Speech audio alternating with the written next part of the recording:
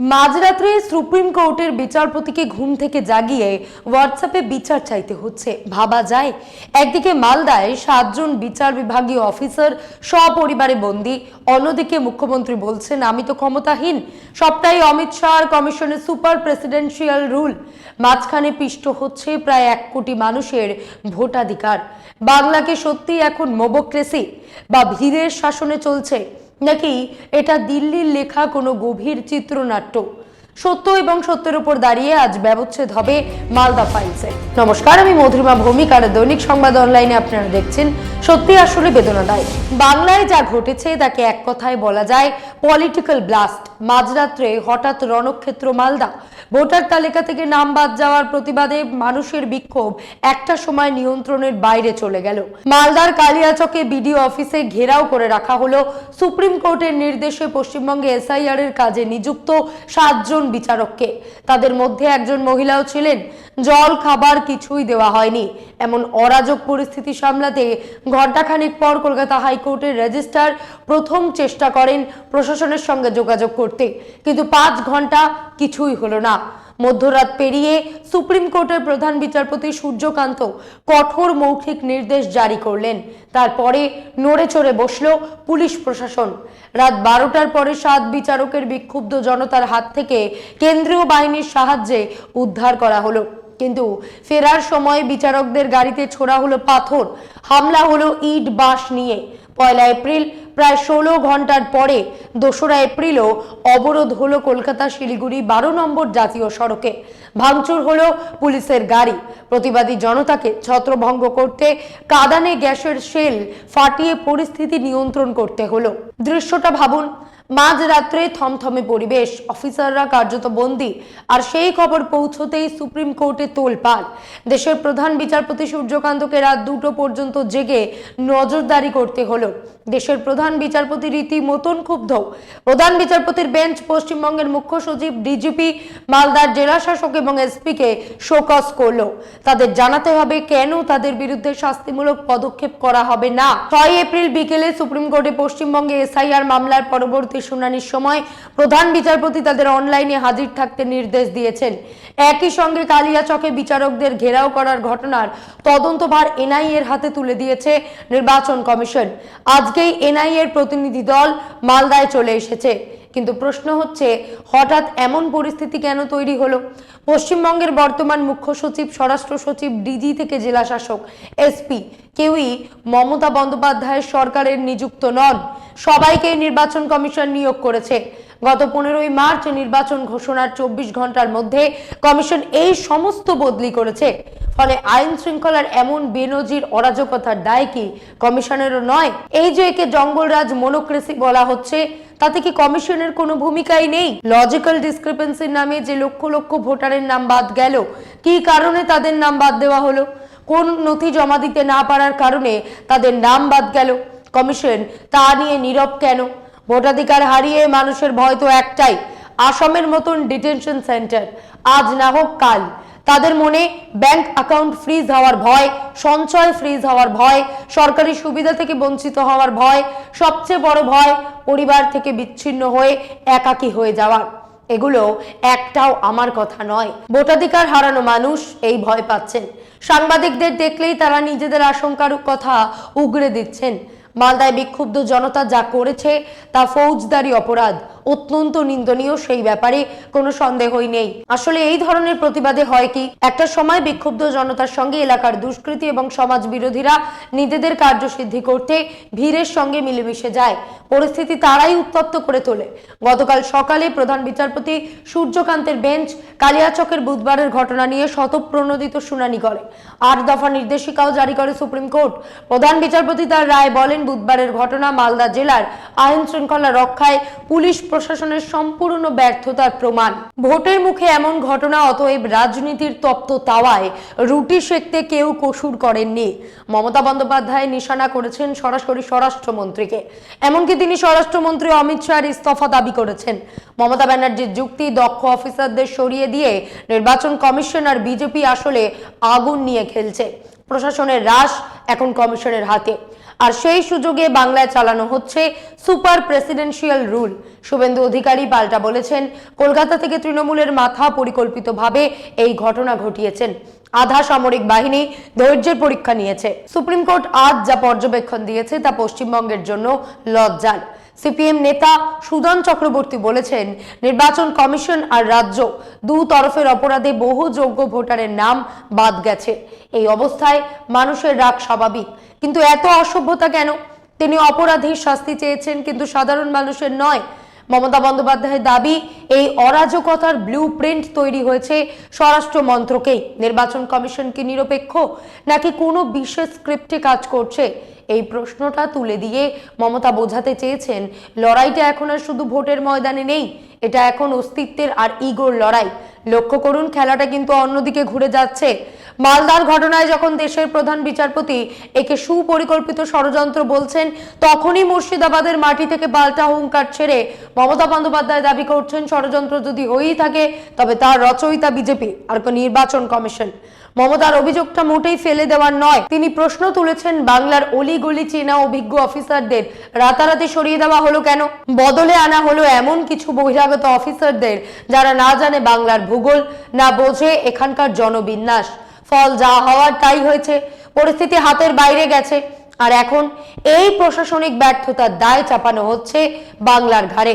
মমতা একে স্রেফ নির্বাচন বলছেন না, তিনি বলছেন সুপার প্রেসিডেন্সিয়াল রুল। তার দাবি, নির্বাচন কমিশন এখন রিমোট কন্ট্রোলে চলছে, যার সুইচ রয়েছে অমিত শাহের হাতে। রাজ্য সরকারের প্রশাসনিক ক্ষমতা কার্যত কেড়ে নেওয়া হয়েছে। শান্ত বাংলাকে অশান্ত করে বদনাম করার একটা নীল নকশা তৈরি হয়েছে দিল্লিতে। গতকাল মুর্শিদাবাদের সুতি জনসভায় মমতা কি বলেছেন? বলেছেন, প্রশাসন এখন আমার হাতে নেই, সবটাই শাহের নির্দেশে কমিশন চালাচ্ছে। এই একটা বাক্য দিয়ে মমতা বলটা ঠেলে দিয়েছেন কেন্দ্রের কোর্টে। মমতার যুক্তি স্পষ্ট, আইন শৃঙ্খলা বজায় রাখতে যদি কমিশন ব্যর্থ হয়, তবে সেই ব্যর্থতার দায় নিয়ে অমিত শাহকে পদত্যাগ করতে হবে। নির্বাচনী আবহে এই ভিকটিম কার্ড আর বহিরাগত তত্ত্ব কি বাংলার মানুষের আবেগকে উস্কে দেবে? দিল্লির সেনাপতিদের বিরুদ্ধে মমতার এই সরাসরি সংঘাত ভোট বাক্সে কি প্রভাব ফেলে, সেটাই এখন দেখার। তবে সুপ্রিম কোর্টের প্রধান বিচারপতির যে মন্তব্য করেছেন তা নজিরবিহীন। আদালত স্পষ্ট বলছে, এটা শুধু একটা বিক্ষোভ নয়, এটা বিচার বিভাগের মর্যাদাকে চ্যালেঞ্জ জানানোর এক সুপরিকল্পিত চক্রান্ত। আদালতের অ্যাকশন এখন অত্যন্ত কড়া। আগামী 6 এপ্রিল রাজ্যের মুখ্য সচিব, ডিজিপি এবং মালদহের এসপি কালেক্টরকে অনলাইনে হাজিরা দিতে হবে। সরাসরি নির্দেশ দেওয়া হয়েছে, ওই অফিসারদের নিরাপত্তার জন্য প্রয়োজনে কেন্দ্রীয় বাহিনী মোতায়েন করতে হবে। কিন্তু মমতা বন্দ্যোপাধ্যায় ভিকটিম কার্ড খেলায় এক ওস্তাদ খেলোয়াড়। তিনি আদালতের এই আক্রমণকে বুমেরাং করে ফিরিয়ে দিচ্ছেন নির্বাচন কমিশনের দিকে। তার সাফ কথা, আমি তো ক্ষমতাহীন, আমার সমস্ত শক্তি তো কমিশন কেড়ে নিয়েছে। উল্টে তিনি প্রশ্ন তুলেছেন, যদি সব নিয়ন্ত্রণ কমিশনের হাতেই থাকে, তবে অফিসারদের নিরাপত্তা দিতে ব্যর্থতার দায় কি তাদের নয়? একদিকে সুপ্রিম কোর্টের শোকজ নোটিশ, অন্যদিকে মমতার ভিকটিম কার্ড। মাঝখানে পড়ে পিষ্ট হচ্ছে সাধারণ মানুষের নিরাপত্তা আর গণতন্ত্রের সম্মান। নির্বাচন কমিশন কি পারবে এই আগুনের আঁচ সামলাতে, নাকি দায় ঝেড়ে ফেলার এই খেলায় শেষ পর্যন্ত বলি হবে সাধারণ মানুষই? আমরা কোনোভাবেই হিংসাকে সমর্থন করছি না। 9 ঘন্টা ধরে 5 বছরের শিশু সহ অফিসারদের আটকে রাখা বা পুলিশের উপর পাথর ছোড়া এক কথায় অপরাধ, কিন্তু মুদ্রার উল্টো পিঠটাও দেখা দরকার। নিরপেক্ষভাবে বিচার করা দরকার। লজিক্যাল ডিসক্রিপেন্সির নামে লক্ষ লক্ষ মানুষের ভোটাধিকারের দাবি কি স্রেফ ফাইলবন্দি হয়ে থাকবে? পদ্ধতিগত ভুলের মাসুল কি সাধারণ মানুষকে দিতে হবে? মমতা ব্যানার্জি ঠিক এই জায়গাতেই রাজনৈতিক হাতিয়ার করেছেন। তিনি প্রশ্ন তুলেছেন, যখন লক্ষ লক্ষ মানুষের ভোটাধিকার প্রশ্নের মুখে, তখন কমিশন কেন হাত গুটিয়ে বসে আছে? অফিসারদের নিরাপত্তা নিশ্চিত করা যেমন জরুরি, তেমনই জরুরি মানুষের গণতান্ত্রিক অধিকার ফেরানো। দুটো দিককে দেখানোই আমাদের কাজ। এটা কি শুধু আইন শৃঙ্খলার অবনতি, নাকি একটি ইনস্টিটিউশনাল ফেইলিয়ার? যখন স্বয়ং কলকাতা হাইকোর্টের প্রধান বিচারপতিকে ব্যক্তিগতভাবে হস্তক্ষেপ করতে হয় পরিস্থিতি সামলাতে, তখন বুঝতে হবে জল কত দূর গড়িয়েছে। সুপ্রিম কোর্ট কেন এত ক্ষুব্ধ? সিজেআইর সূর্যকান্তের রাগের কারণ শুধু ঘেরাও নয়, বরং প্রশাসনের ওই রহস্যজনক নিষ্ক্রিয়তা। রাত 10টার পর যখন অফিসারদের উদ্ধার করা হচ্ছে তখন তাদের গাড়িতে আছড়ে পড়ছে পাথর। অন্ধকার রাতে বিচার ব্যবস্থার প্রতিনিধিদের এই লাঞ্ছনা কি কাম্য ছিল? একদিকে ভোটারদের ক্ষোভ, যাদের নাম তালিকা থেকে মুছে ফেলা হয়েছে, অন্যদিকে প্রশাসনের এই কচ্ছপ গতির দায়বদ্ধতা। এই দুইয়ের জাতাকলে পিষ্ট হয়ে গেল বিচার বিভাগের সম্মান। সুপ্রিম কোর্ট যখন কঠোর নির্দেশ দিচ্ছে তখন প্রশ্নটা উঠছে, এই পরিস্থিতির জন্য দায়ী কি শুধু স্থানীয় পুলিশ, নাকি এর নেপথ্যে রয়েছে আরো গভীর কোনো রাজনৈতিক সমীকরণ? গতকাল সিজেআই সূর্যকান্ত সোজাসুজি রাজ্য প্রশাসনের দিকে আঙুল তুলে বলেছেন, রাত 11টা পর্যন্ত আপনাদের কালেক্টর কোথায় ছিলেন? একটা 5 বছরের শিশু খাবার জল পেল না। এটা স্রেফ প্রশাসনিক ব্যর্থতা নয়, এটা অমানবিকতা। রাত 1টার পর যখন পুলিশ আর আধা সামরিক বাহিনী অফিসারদের উদ্ধার করে নিয়ে যাচ্ছে তখন তাদের গাড়িতে আছড়ে পড়ছে পাথর আর বাঁশের আঘাত। এই ঘটনাকে সুপ্রিম কোর্ট কি বলেছে জানেন? ক্যালকুলেটেড মুভ, অর্থাৎ এটা কোনো হঠকারী বিক্ষোভ নয়, বরং বিচার বিভাগীয় অফিসারদের ভয় দেখিয়ে গণতান্ত্রিক প্রক্রিয়াকে স্তব্ধ করার এক সুপরিকল্পিত ছক। দেশের সলিসিটর তুষার মেহতা বলেছেন, এটা সরাসরি সুপ্রিম কোর্টের উপর হামলা, কারণ এই অফিসারেরা যেখানে কাজ করছিলেন সুপ্রিম কোর্টের নির্দেশে। প্রশ্নটা এখন আর মালদার নয়, প্রশ্নটা হলো যখন বিচার ব্যবস্থার মেরুদণ্ড ভেঙে দেওয়ার চেষ্টা হয় তখন গণতন্ত্র আর কতক্ষণ নিরাপদ?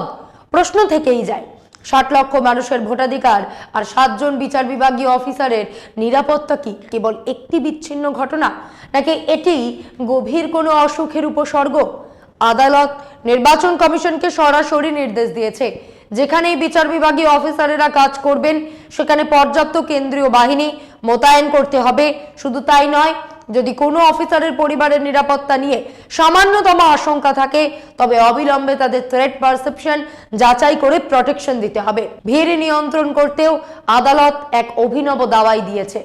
এসআইআর সংক্রান্ত শুনানির সময় একবারে 3 থেকে 5 জনের বেশি মানুষকে অফিসের ভেতরে ঢোকা নিষিদ্ধ করা হয়েছে, অর্থাৎ মোবোক্রেসি বা ভিড়ের শাসনের রাস্তা পুরোপুরি বন্ধ। আর শেষ পেরেকটি পোতা হয়েছে শো কজ নোটিশের মাধ্যমে। বাংলার মুখ্য সচিব, ডিজিপি, ডিএম এবং এসপি প্রশাসনের শীর্ষ 4 কর্তা এখন খাদের কিনারে। আগামী 6ই এপ্রিল তাদের জবাব দিতে হবে যে কেন তাদের বিরুদ্ধে শাস্তিমূলক পদক্ষেপ নেওয়া হবে না। তাহলে সারমর্ম কি দাঁড়ালো? একদিকে মমতার সুপার প্রেসিডেন্সিয়াল রুল এর অভিযোগ, অন্যদিকে সুপ্রিম কোর্টের ক্রিমিনাল ফেইলিয়ারের তকমা, মাঝখানে দাঁড়িয়ে পশ্চিমবঙ্গের আমলাতন্ত্র আর নির্বাচন কমিশন। এবার আসে আসল বিতর্কে। সুপ্রিম কোর্ট যেভাবে পুরো দায়ভার রাজ্য সরকারের উপর চাপিয়ে কড়া মন্তব্য করলো তা আমাকে কিছুটা অবাক করেছে। কেন? কারণটা খুব সিম্পল, আদর্শ আচরণ বিধি বা মডেল কোড অফ কন্ডাক্ট। ভোটের সময় যখন রাজ্যের পুরো প্রশাসনিক রাশ নির্বাচন কমিশনের হাতে থাকে, যখন পুলিশ অফিসার থেকে সচিব কার বদলি কোথায় হবে তা কমিশন ঠিক করে, তখন আইন শৃঙ্খলার অবনতির জন্য রাজ্য সরকারকে কাঠগড়ায় তোলা কতটা যুক্তিসঙ্গত? বিশেষ করে বাংলার মতন রাজ্যে, যেখানে ক্ষমতাসীন দলের ঘোর বিরোধী কেন্দ্রীয় শাসকেরা। প্রশ্নটা আরো গভীরে।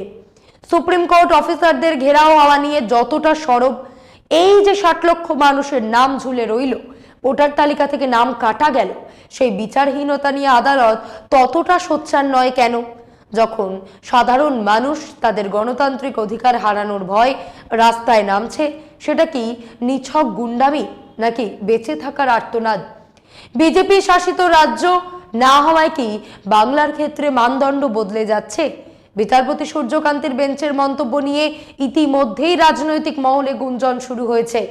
আমরা আদালতের পূর্ণ সম্মান করি, কিন্তু যখন 60 লক্ষ মানুষের ভোটাধিকার অনিশ্চিত থাকে, তার বদলে প্রশাসনিক গাফিলতির দায় কেবল একটি পক্ষের উপর চাপানো হয়, আন্ডার অ্যাডজুডিকেশন থেকে নিষ্পত্তি হওয়া একের পর এক সাপ্লিমেন্টারি তালিকা প্রকাশ হতেই যখন দেখা যাচ্ছে মহিলা এবং মুসলিম মানে এমএম এর নির্দিষ্ট সমীকরণে একেবারে গণহারে নাম বাদ চলে যাচ্ছে, তখন আলোচনা হওয়াটাই তো স্বাভাবিক। দৃষ্টিকটু কিছু দেখলেই নাগরিক সমাজ আলোচনা করবে, এটাই তো সমাজের দাবি। কমিশন তো এখন সুপার অ্যাডমিনিস্ট্রেটর। কেন্দ্রীয় বাহিনী কোথায় কত মোতায়েন হবে তা তো দিল্লি আর কমিশন ঠিক করছে। তাহলে এই ব্যর্থতার দায় কি স্বরাষ্ট্র মন্ত্রক বা কমিশনের নয়?